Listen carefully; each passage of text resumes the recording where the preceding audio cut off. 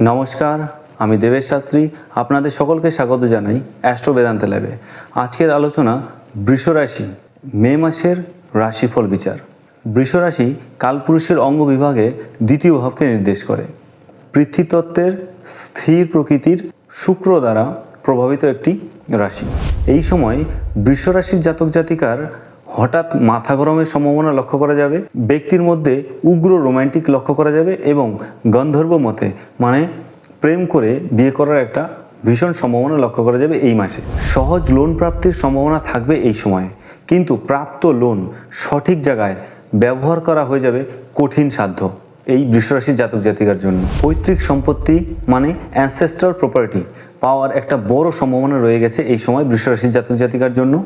এবং বাক্যের মধ্যে থাকবে মাধুর্যতা, কারণ দ্বিতীয়ভাবে রয়েছে বৃহস্পতি এবং পরিবার পরিজনের সঙ্গে সুসম্পর্ক রাখার চেষ্টা করবে বৃষ রাশির জাতক জাতিকা। বৃষ রাশির জাতক জাতিকার বড় ভাইয়ের থাকবে বড় সুযোগ তার নিজস্ব বাড়িঘর তৈরি করা এবং নতুন ভূসম্পত্তি তৈরি করার। একই সঙ্গে বৃষ রাশির জাতক জাতিকার বড় ভাই তার মায়ের সঙ্গে সুসম্পর্ক রাখার চেষ্টা করবে এবং সুসম্পর্ক থাকবেও।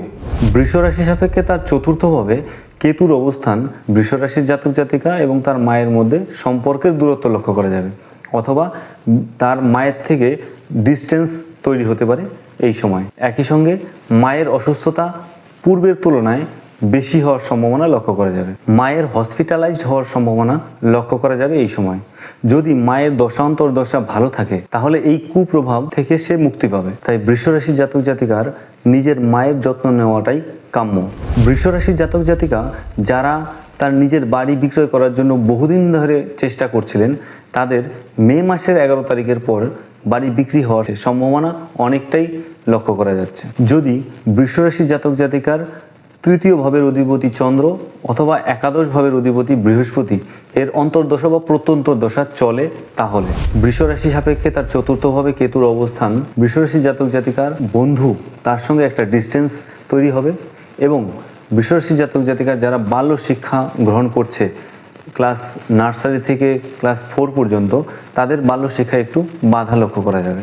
বৃষ রাশি জাতক জাতিকার প্রেমিক প্রেমিকার মধ্যে সম্পর্কের একটা বিচ্ছিন্নতা লক্ষ্য করা যাবে এই সময়, কারণ চতুর্থে কেতুর অবস্থান, তার দ্বিতীয় দৃষ্টি পঞ্চম ভাবে এবং একাদশে শনি এবং মঙ্গলের অবস্থান, তার সপ্তম দৃষ্টি পঞ্চম ভাবে থাকায় এই সময় প্রেমিক প্রেমিকার মধ্যে বড় দ্বন্দ্ব সৃষ্টি হবে। অপরদিকে পঞ্চমপতি সে রবি সে দ্বাদশে অবস্থান করছে, যার জন্য এই প্রেমিক প্রেমিকার মধ্যে যে সম্পর্ক সেটা পুরোপুরি নষ্ট হওয়ার একটা বড় সম্ভাবনা থাকবে বৃষ রাশির জাতক জাতিকার জীবনে এই মাসে। একই সঙ্গে সন্তানের স্বাস্থ্য নিয়ে দুশ্চিন্তায় পড়তে পারে বৃষ রাশির জাতক জাতিকা। শিক্ষাক্ষেত্রেও বাধা লক্ষ্য করা যাবে এই সময়, কারণ পঞ্চম ভাবে কেতুর দ্বিতীয় দৃষ্টি এবং শনি মঙ্গলের সপ্তম দৃষ্টি পঞ্চম ভাবে থাকায় পঞ্চম থেকে দ্বাদশের যে ক্লাস, এই সময় যদি কোনো এক্সাম হওয়ার সম্ভাবনা থাকে এই সময় রেজাল্ট অতটা বেশি আশাজনক না হওয়ারই সম্ভাবনা বেশি। পরিশ্রম সাধ্য কর্মজীবন এবং কর্মক্ষেত্রে এক্সট্রা মানি বা এক্সট্রা অর্থ প্রাপ্তির একটা বড় সম্ভাবনা লক্ষ্য করা যাবে এই মে মাসে বৃষ রাশির জাতক জাতিকার। বৃষ রাশির জাতক জাতিকার বৈবাহিক জীবনে সমস্যা লক্ষ্য করা যাবে, স্বামী স্ত্রীর মধ্যে সম্পর্কের দূরত্ব লক্ষ্য করা যাবে এই সময়। পার্টনারের শারীরিক অসুস্থতা লক্ষ্য করা যাবে এবং পার্টনারের পেটের উপরের অংশে ব্যথা অনুভব করতে পারে। বৃষ রাশির জাতক জাতিকার কর্মে ধীর উন্নতি লক্ষ্য করা যাবে।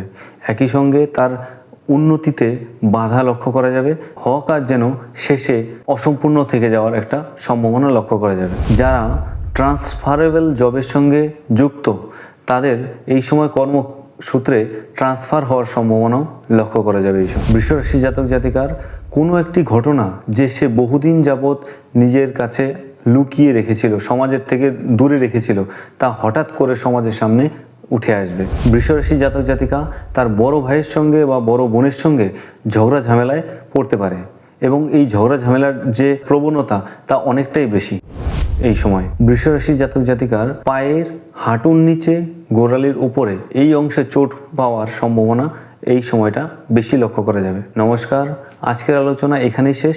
জয় বাবা ভোলানাথ।